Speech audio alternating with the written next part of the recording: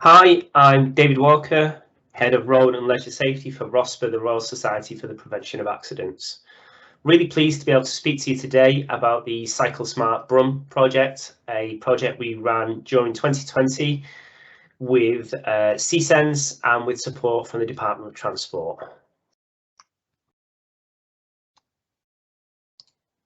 Before we get into the detail of the project and the platform that we used, I just want to flag that you can access the report via your smartphone using that QR reader, or if you put that URL into your browser, you'll be able to see the web page and all the outputs.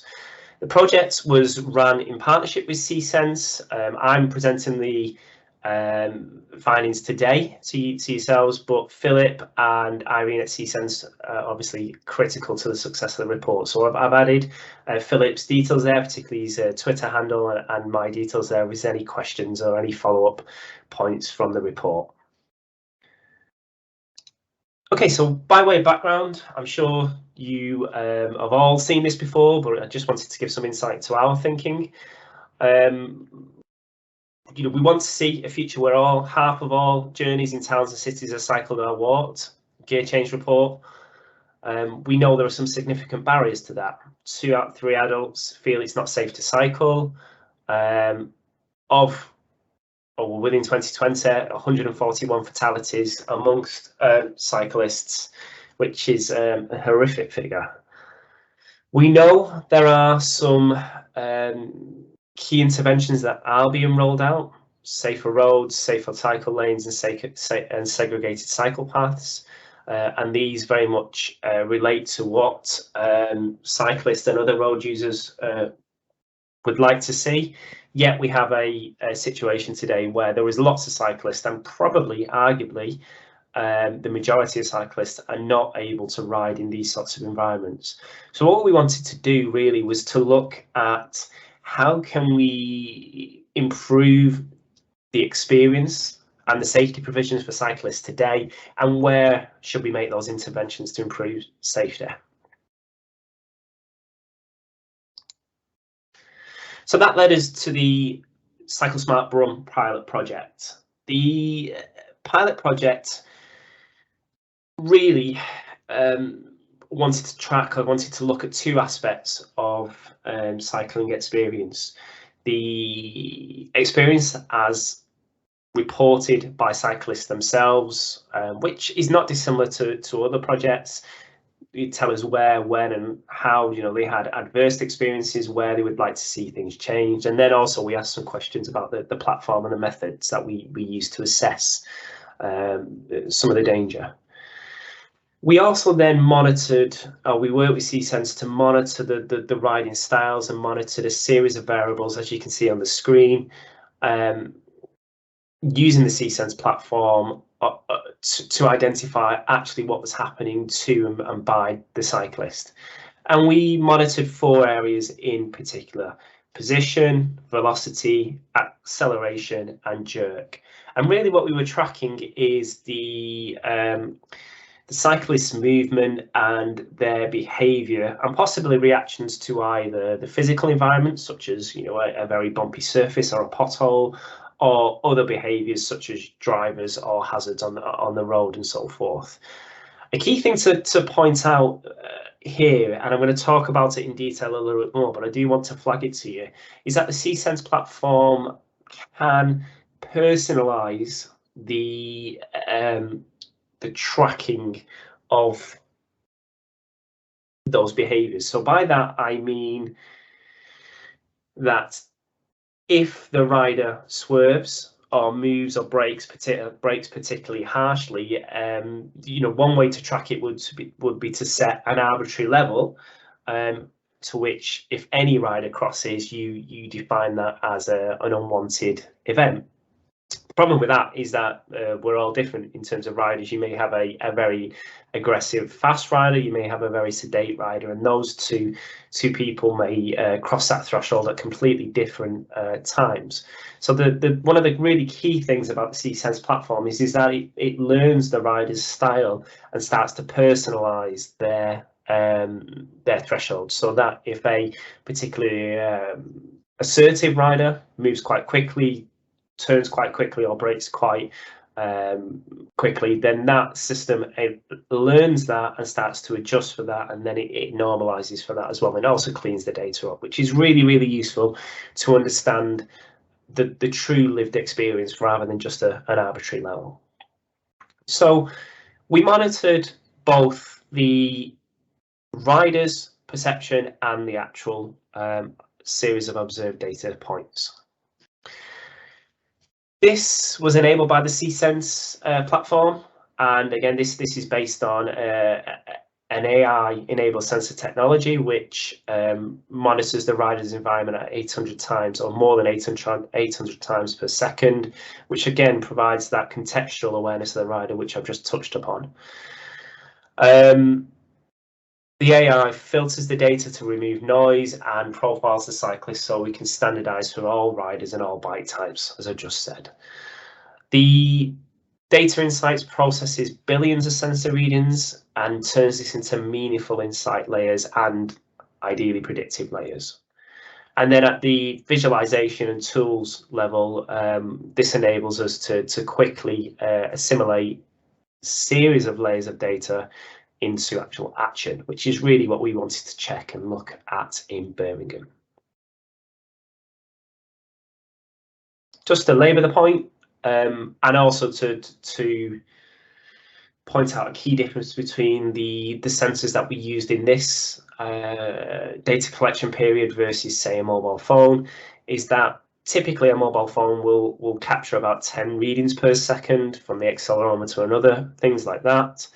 Whereas the Csens device is tracking around about 800 readings per second, and that does give you a much greater degree, enables a greater degree of granularity, and the picture that you can take from that is again much more detailed than we've been able to see from mobile phones, and really it's only possible with dedicated sensors and edge processing AI. So moving to the analysis, what did we find? There was approximately 43,000 kilometers travelled by the cyclists and around 800 million data readings for each characteristic. One of the decisions we made, and one of the things we worked quite hard on, is that we split the map of Birmingham into 10 metre squares to make the analysis more manageable. We could go a lot lower, but fundamentally this analysis needed to make sense to yourselves and ourselves and to be workable.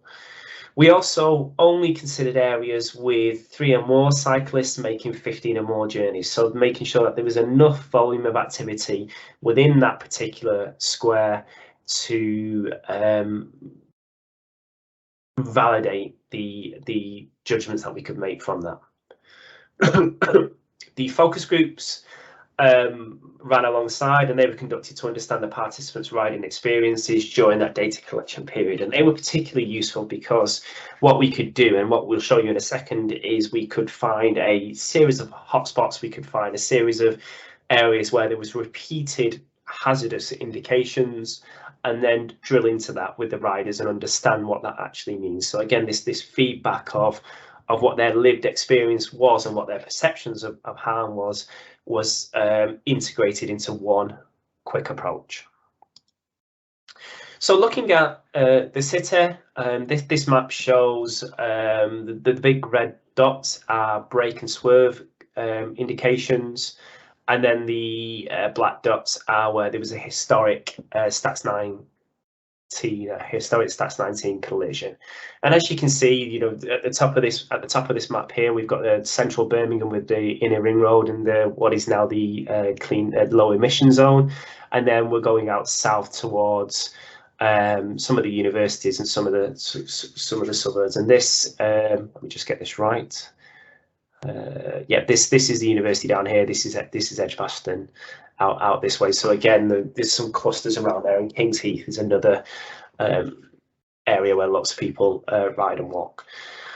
So I think there's a couple of things that we took away from this. I'm going to show you some of the associations in the next slide, but one of the things that we're moving towards is moving away from or additionally finding indicators away from lagging indicators. The Stats 19 collisions are historic after the fact indicators, so somebody needs to be hurt or killed for that indicator to turn up, whereas the brake swerve indicators are near time, and they're not always associated with harm, but they are very, very clearly correlated with some historic harm, and that's a key finding from the report, that we do see associations. And again, these harms are just not a broad aggregated average. Again, they're personalised, and we also know quite a lot about the riders, which enables us to understand both them from a behavioural point of view and where what their needs are. So key findings were that cyclists were 2.4 times more likely to brake heavily or swerve in the immediate area around a reported incident. As you can see from the graph here, the association between this graph is showing the association between tiles with no Stats 19 and tiles with Stats 19. I'm not going to talk about the Poisson distribution, but effectively what it's saying is that where there is a known collision location, meaning in most instances the risk is still present in the environment. So there's something fundamental going on within the environment where we're seeing this association, and that's really a key insight for us in terms of seeing a city in a new way and seeing these locations or these hazardous locations in a new way before the harm occurs. And as my second bullet point says there, I'm just going to recap that, it could be a useful tool to identify the most hazardous cycling areas, or to analyse at a macro area, an area based on reports from cyclists. Again, so we're just not waiting for harm to occur, we're starting to see indicators before that. So by way of recap, the use of AI enabled a personalised view of the risk to cyclists. The Csens platform did identify hazardous locations accurately and found some new leading indicators, which we're currently exploring in a bit more detail. And I think the third point, which I've not talked about, which is useful for yourselves, is that the approach is scalable and does offer benefits both to the consumer and the rider and the wider community. So again, you can access the report via the URL there, or the QR code. We're currently exploring what those micro events look like, so what those hazardous areas look like this year and ideally into next year. We'd love to speak to local authorities and other partners about how we could work better at that, but fundamentally we're looking into the micro detail of these events at the moment. You can contact myself via those details there, or Philip, and again, thank you very much for having us today.